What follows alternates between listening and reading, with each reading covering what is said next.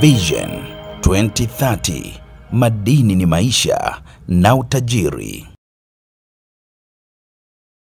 CCM oyee! Kwenye upande wa kilimo tumeanza vizuri. Tumeanza na ruzuku za pembejeo, tumeanza na ruzuku za mbolea.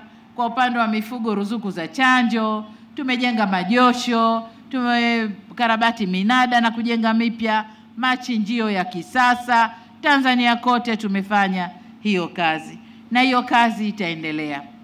Kwenye kilimo cha mazao, kilimo cha umwagiliaji maji ndicho kipaumbele chetu.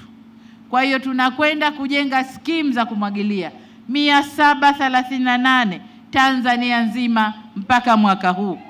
Bado tunafanya kazi na lengo ni kukuza sekta ya kilimo. Ifikapo mwaka 2030, mimi nikitoka kwenda kupumzika kijijini kwetu, niache sekta ya kilimo iweze kukua kwa 10% kwa mwaka. Sasa hivi tunakuwa kwa 4 karibu 5. Nataka niikuze kwa 10% kwa mwaka. Hiyo ndio lengo langu. Na ninapozungumza sekta ya kilimo, ni mifugo na uvuvi, vyote vinaingia kwenye kilimo. Lengo letu ni kukuza biashara.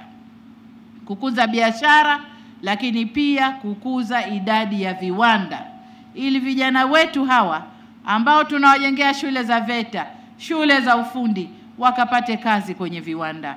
Viwanda vitakavyochakata mazao ya kilimo, mazao ya uvuvi na mazao ya mifugo. Viwanda vyetu vitachakata, vijana wakafanye kazi.